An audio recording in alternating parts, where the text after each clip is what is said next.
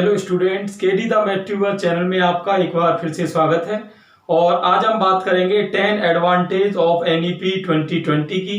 यानी गवर्नमेंट जो 34 साल बाद जो न्यू एजुकेशनल पॉलिसी लाई है, जिसका नाम रखा गया राष्ट्रीय शिक्षा नीति यानी नेशनल एजुकेशन पॉलिसी। तो अब इसमें जो आपके फायदे की 10 बातें क्या क्या हैं वो आप ध्यान से देखें। सबसे पहला पॉइंट है अपना फॉर टीचर्स, यानी टीचर्स के लिए इस पॉलिसी में क्या नया है और क्या चेंजेस हैं, चलिए वो देखते हैं। तो यहाँ पर टीचर्स के लिए एक यहाँ पर नई इंट्रोड्यूस करी है इन्होंने एनपीएसटी। अब ये एनपीएसटी क्या है? ये है आपका national professional standard for teachers. अब इसको अपन अगर सीएनपीएसटी कहें तो भी कोई गलत नहीं होगा। सीएनपीएसटी का मतलब है common national professional standard for teacher. अब यह कॉमन का मतलब क्या है कि ये जो सेंट्रल लेवल की जो इंस्टीट्यूशंस हैं उनमें भी अप्लाई होगी, और जो लोकल बॉडीज हैं जैसे स्टेट की स्कूल्स होती हैं उनमें भी ये अप्लाई होगी। अब देखिए इसमें है क्या कि जैसे कि अभी अलग अलग इंस्टीट्यूट चलते हैं, जैसे एनसीटी चल रहा है टीचर्स के लिए, कई जगह पे जो टेक्निकल टीचर्स हैं उनके लिए एआईसीटीई चल रहा है। तो ऐसे करके अलग अलग बॉडीज हैं, एनसीईआरटी है वो भी सिलेबस का पैटर्न तैयार करती है। तो टीचर्स के लिए यहाँ पर बाकी सभी बॉडीज को हटा के ये सीएनपीएसटी लागू किया जाएगा, जो कि स्टेट और सेंटर दोनों के लिए काम करेगा। अब इसमें है क्या, देखिए कि जितने भी टीचर्स, जैसे कोई टीचर बनना चाह रहा है तो यहाँ पर उसके लिए एक मिनिमम रिक्वायरमेंट रखी गई है, वो है आपका बैचलर प्लस रिसर्च की जो 4 ईयर डिग्री है। जो 4 ईयर डिग्री नई इंट्रोड्यूस की है जिसमें कि बैचलर और रिसर्च की डिग्री मिलती है, वो स्टूडेंट को करना यहाँ पर कंपलसरी है। इसमें क्या है कि एक 5 ईयर का इंटीग्रेटेड प्रोग्राम है जिसमें कि 4 ईयर की बैचलर रिसर्च और 1 ईयर की बीएड है। तो अगर वो भी स्टूडेंट कर लेता है तो वो भी इसमें कंसीडर होगा। तो 12th के बाद जैसे कि आपने देखा, स्टूडेंट अगर टीचर बनना चाहता है तो उसके पास 2 ऑप्शन है। एक तो वो 5 ईयर के इंटीग्रेटेड प्रोग्राम में जा सकता है जिसमें कि वो ग्रेजुएशन, रिसर्च और बीएड ये तीनों काम कर लेगा, और दूसरा ऑप्शन उसके पास ये है कि बैचलर का 3 ईयर का डिग्री कोर्स करे और फिर उसके बाद वो बीएड करे, और अगर मान लो उसे लेक्चररशिप में जाना है तो वो बाद में एमएससी या और अब हायर एजुकेशन में जाना है तो पीएचडी वगैरह भी कर सकता है, वो तो आगे की बात है। तो कहने का मतलब मेरा ये है कि यहाँ पर जो स्टेट बॉडी जो एग्जाम कराती हैं उनकी जगह पूरा एक ही एग्जाम होगा, वो होगा सीएनपीएसटी का, ठीक। और यही पूरा रेगुलेशन का काम करेगा, और जो स्टेट बॉडीज हैं वो केवल इसकी अथॉरिटी के अंडर में काम करेंगी, केवल सजेशन देने का ही काम करेंगी। दूसरी टीचर्स के लिए न्यूज ये है, और स्पेशली फॉर जो मैथ और साइंस के टीचर्स हैं। अब जैसा कि अपन जानते हैं कि करीब 7 लाख स्कूल इंडिया में ऐसे हैं जो 10+2 तक रन कर रहे हैं। अब यहाँ पर क्या है कि 10% स्कूल्स ऐसे हैं जिनमें कि केवल साइंस चलती है, और 40% स्कूल ऐसे हैं जो साइंस और आर्ट दोनों को 12th तक रन करते हैं, और उसके बाद 50% स्कूल ऐसे हैं जिनमें केवल ह्यूमैनिटीज, कॉमर्स वगैरह इस तरह के कोर्सेज चलते हैं। अब गवर्नमेंट ने यहाँ पर क्या किया है कि 12th तक जो है हर स्कूल में मैथ और साइंस कंपलसरी करी है। तो मैथ और साइंस कंपलसरी करने से क्या है कि जो मैथ और साइंस के टीचर्स हैं उनके लिए ये एक गोल्डन एडवांटेज है कि वो अपनी जो डिग्रीज हैं बीएड, एमएससी ये सब कंप्लीट करके 22 से 23 के सेशन में जो है इसमें एंट्री करने की कोशिश करें। क्लियर? तो यहाँ पर टीचर्स के लिए 2 नई चीजें हैं, एक तो सीएनपीएसटी और एक आपका जो 11-12 तक साइंस मैथ को रखने का रेशियो है। ये दोनों टीचर्स के लिए गुड न्यूज है, ठीक। तो चलते हैं नेक्स्ट पॉइंट पर। नेक्स्ट पॉइंट है स्टूडेंट्स अपना, जैसा कि आप देख रहे हैं, education with more quality and option. देखिए इसमें क्या है कि इस बार एनईपी में गवर्नमेंट ने जो टॉप 100 यूनिवर्सिटीज हैं वर्ल्ड की, जैसे ऑक्सफोर्ड है, एमआईटी है, हार्वर्ड है और भी कई हैं, तो इन सबको अपने कैंपस इंडिया में खोलने के लिए अलाउ कर दिया है। तो आने वाले टाइम में आपको जब इनके कैंपस इंडिया में खुलेंगे तो यहाँ की जो लोकल यूनिवर्सिटीज हैं, आईआईटीज हैं, आईआईएम है, तो इनको भी अपना स्टैंडर्ड और ज्यादा वर्ल्ड लेवल पे ले जाना पड़ेगा। तो वहां पे स्टूडेंट्स को अट्रैक्ट करने के लिए, अपनी रैंकिंग को ऊपर ले जाने के लिए एक यहाँ पर आपस में कंपटीशन होगा। और आप जानते हो जब कंपटीशन होगा तो वहां पर अपने आप ही जो क्वालिटी ऑफ एजुकेशन है वो इंक्रीज होगी।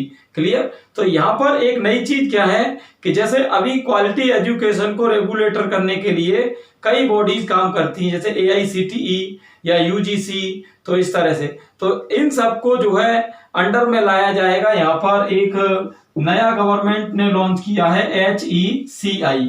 अब ये HECI क्या है? ये है higher education commission of India.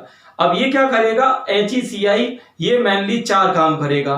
एक तो जो है रिकॉग्नाइजेशन का, यानी यूनिवर्सिटीज को मान्यता देने का काम करेगा। दूसरा फंडिंग का काम करेगा कि यूनिवर्सिटीज किन फंडेड से चलेंगी, किससे नहीं चलेंगी, कहीं कोई कमी है तो उसको भी पूरा किया जाएगा। और तीसरा इसमें है जो है रैंकिंग का और ग्रेड का। तो रैंकिंग और ग्रेडेशन का काम है, उसमें क्या होता है जैसे कि हर यूनिवर्सिटी को उसकी परफॉर्मेंस के बेस पर जो है, जो स्टूडेंट की प्लेसमेंट है उसके बेस पर रैंक किया जाएगा। स्टूडेंट उस रैंकिंग को देखकर एडमिशन भी लेंगे, अट्रैक्ट होंगे। तो हर यूनिवर्सिटी अपनी रैंक ऊपर लाने के लिए कोशिश करेगी, उससे अपने आप ही जो क्वालिटी ऑफ एजुकेशन है वो ऑब्वियस इंक्रीज होनी है। क्लियर? तो यहाँ पर जो HECI का कंसेप्ट है वो है 4 कामों पर। पहला मान्यता देने पर, दूसरा फंडिंग, तीसरा आपका रैंकिंग एंड ग्रेडेशन, और फोर्थ है आपका एग्जाम कंडक्शन। यानी जो एग्जाम है यूनिवर्सिटीज के, वो सारे जो भी उसमें रेगुलेटरी होती है उस सबको कंडक्ट करने का काम HECI का होगा। और ये फुल्ली सेंट्रल गवर्नमेंट के अंडर में काम करेगी। तो यहाँ पर स्टेट का रोल जो है वो बहुत ही कम रह जाएगा। चलिए देखते हैं नेक्स्ट पॉइंट।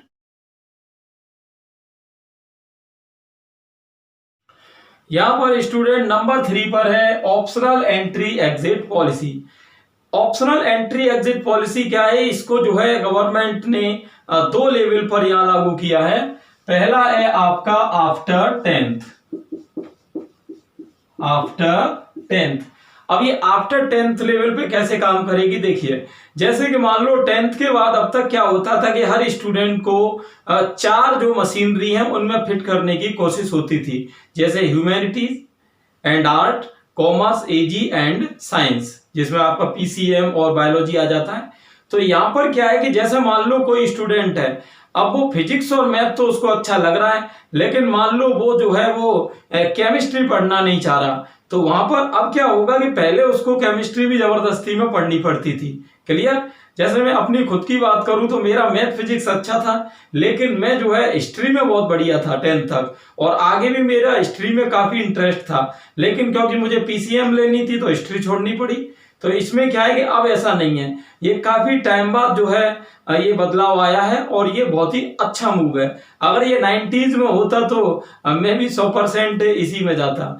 तो इसमें क्या है कि जैसे आपको 5 सब्जेक्ट का जैसे मान लो एक पैकेज बनाना है 12th के लिए, 11th के लिए, तो इसमें क्या है कि आप अपनी मर्जी से सब्जेक्ट का सिलेक्शन कर पाएंगे।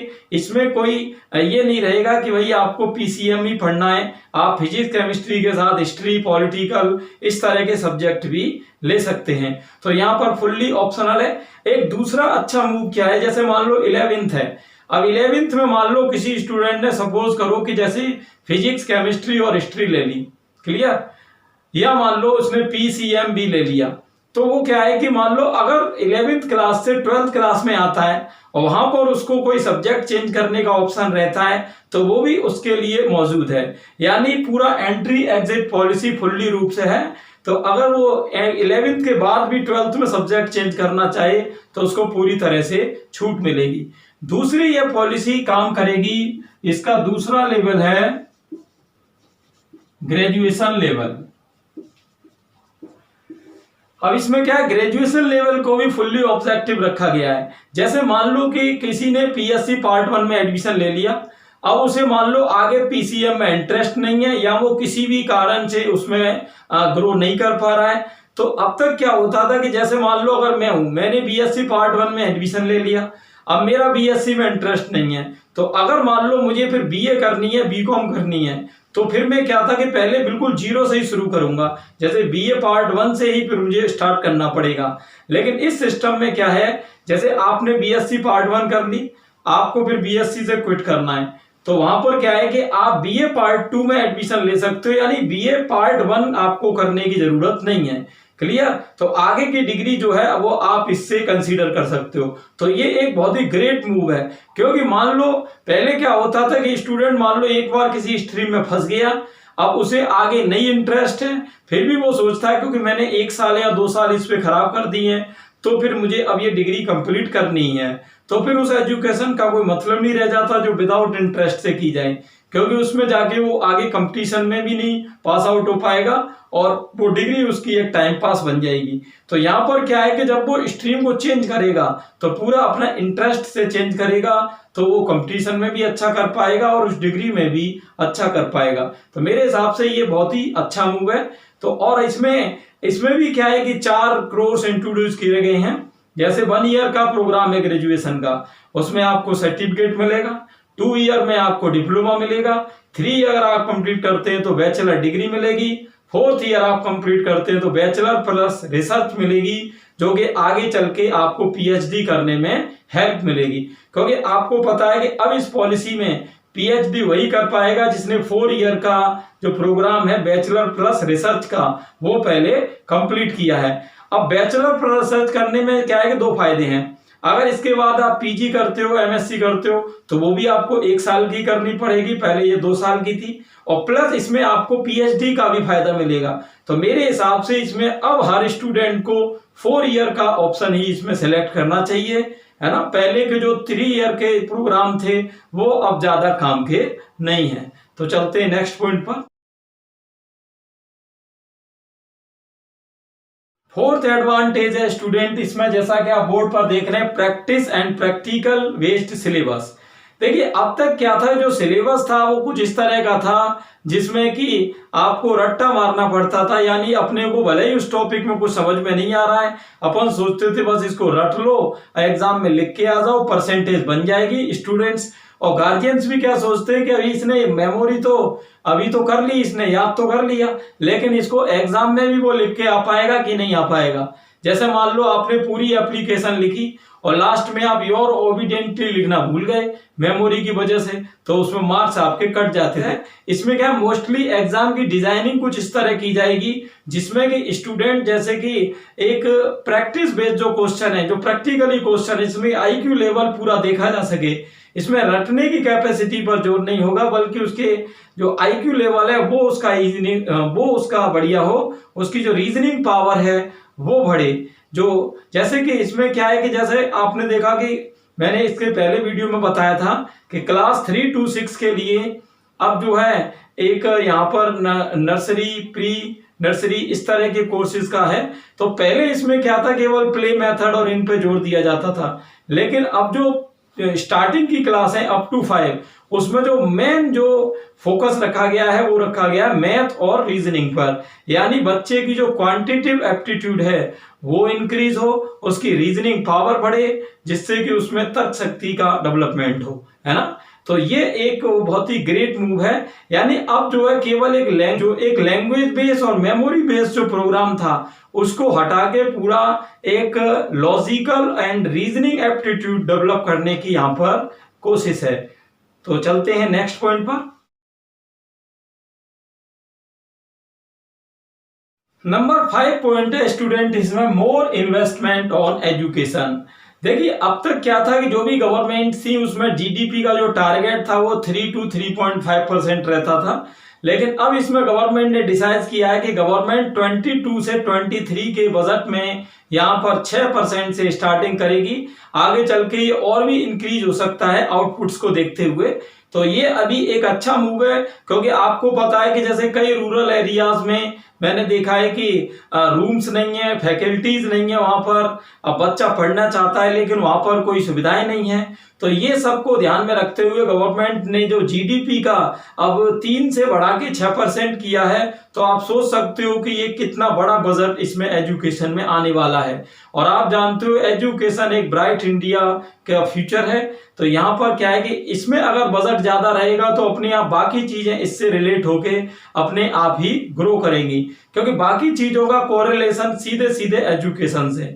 जैसे आप फॉरेन कंट्रीज में देखते हो, फॉरेन कंट्रीज में क्या है, आज जो टेक्नोलॉजी है उसके बलबूते वो इतना जो है डेवलपमेंट पे पहुंचे हैं। और टेक्नोलॉजी आई कहां से? एजुकेशन से। ठीक, और एजुकेशन के लिए जरूरत है आज इन्वेस्टमेंट की।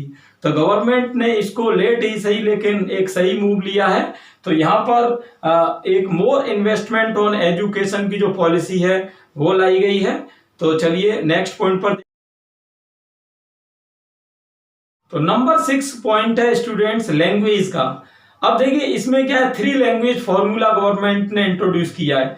अप टू 5 क्लास तक हर स्टूडेंट को मातृभाषा, लोकल लैंग्वेज, रीजनल लैंग्वेज, इनमें एजुकेशन दी जाएगी।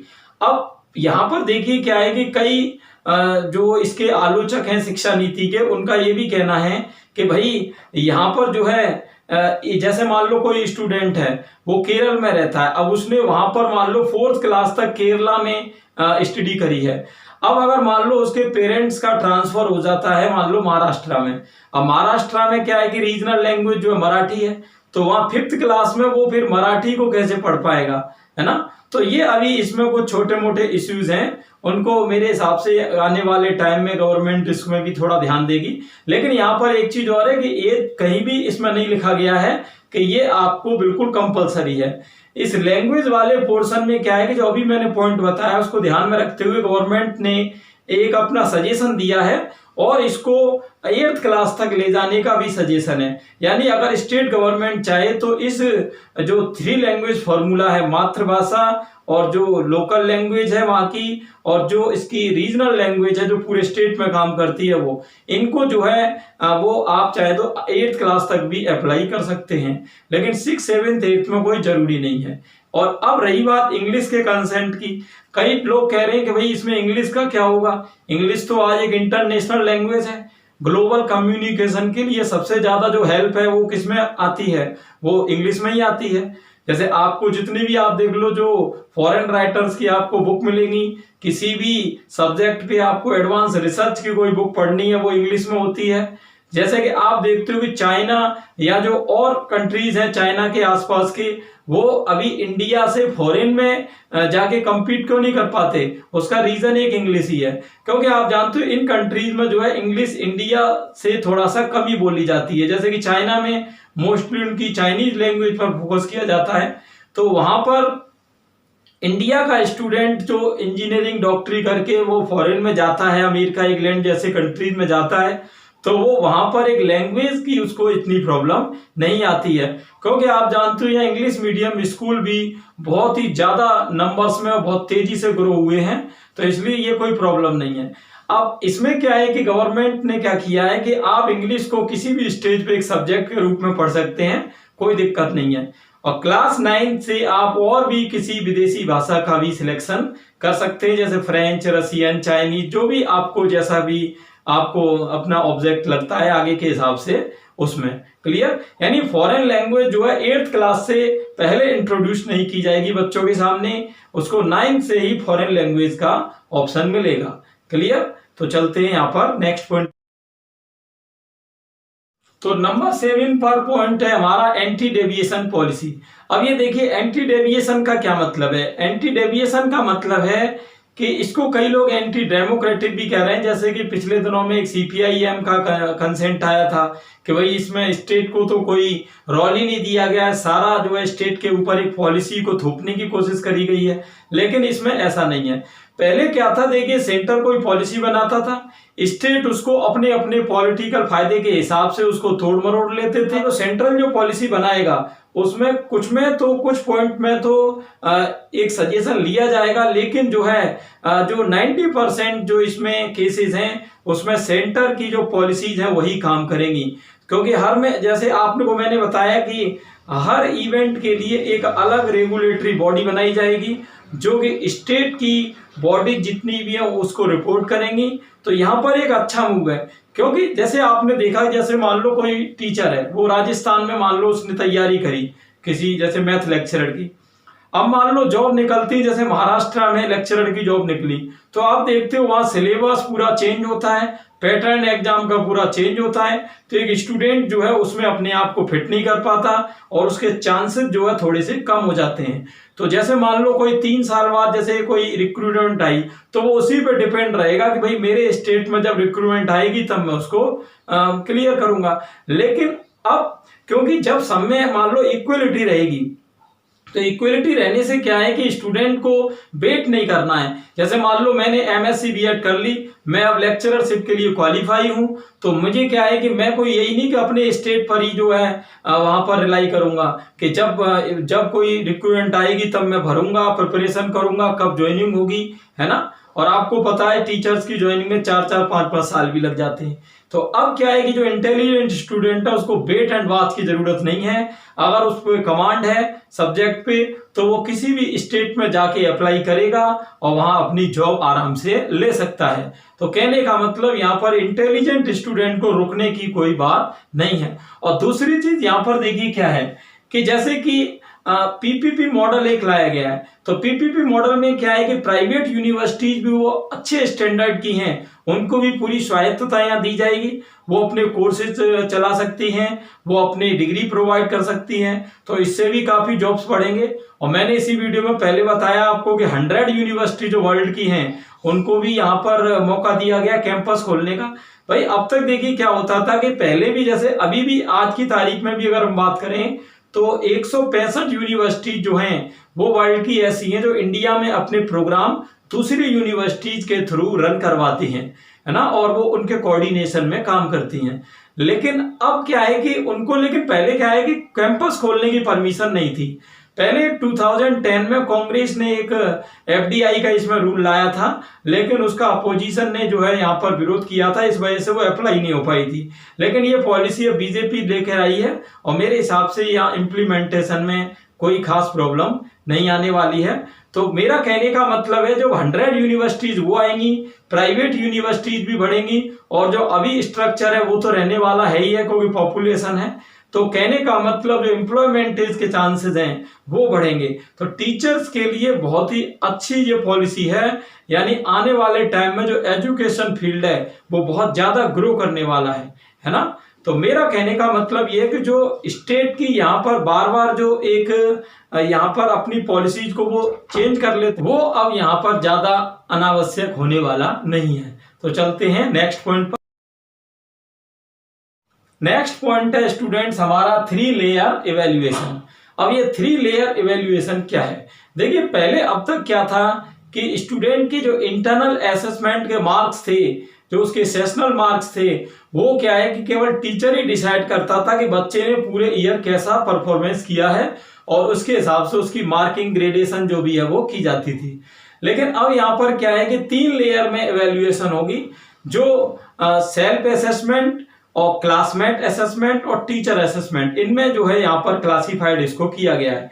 जैसे कि मान लो किसी स्टूडेंट के इंटरनल असेसमेंट के 30 मार्क्स हैं, तो 10 मार्क्स जो है वो टीचर के ऊपर बेस्ड रहेंगे, 10 मार्क्स बच्चा जो है खुद अपने आप को असेसमेंट में देगा, जैसे कि उसने कैसा परफॉर्म किया है उसको टारगेट बेस्ड बनाया जाएगा, और 10 मार्क्स मान लो वो है वो उसके क्लासमेट के ऊपर डिपेंड होंगे कि क्लास के बाकी स्टूडेंट्स उस बच्चे के बारे में कैसा सोचते हैं। ये मैंने जो बताया आपको, ये जो सिस्टम है वो इंटरनल असेसमेंट का है, न कि बोर्ड एग्जाम का।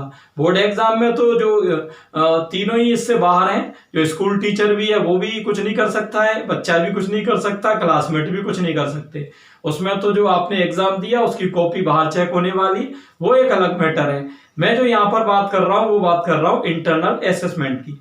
अब यहाँ देखिए जो सेल्फ असेसमेंट का है वो एक अच्छा मूव है, क्योंकि वैसे भी स्टूडेंट जब अपनी एजुकेशन को खत्म करके जब फील्ड में जाएगा तो वहां उसको सेल्फ डिसीजन ही लेने हैं, हर दिन उसको सेल्फ एवेल्युएशन ही करना है कि मैंने आज कैसा किया, मैं कल क्या करूंगा। तो उसको सेल्फ एवेल्युएशन की जो पावर है वो पहले से डेवलप करने की जरूरत है। तो इसके अकॉर्डिंग यहाँ पर ये अच्छा मूव है। चलते हैं नेक्स्ट पॉइंट पर। अब ये वोकेशनल एजुकेशन का देखिए पॉइंट क्या है। जैसे कि अब तक क्या होता था कि जैसे आपने देखा इंडिया में जो जैसे मान लो मेडिकल है, आईआईटी है, इंजीनियरिंग है, या मान लो कोई हायर जॉब्स है, सिविल हैं, इनको एक रेपुटेटेड और स्किल्ड बेस माना जाता है। जबकि जो कारपेंट्री है, म्यूजिक, पेंट्री या वेल्डिंग, एक फिटर है, इलेक्ट्रीशियन है, इस तरह की जॉब्स को थोड़ा निचले स्तर का माना जाता है ना। क्यों? उसका रीजन ये है क्योंकि बच्चे में जो वोकेशनल एजुकेशन है वो इतनी स्तर तक डेवलप नहीं हो पाती कि इनका वो मास्टर बन सके।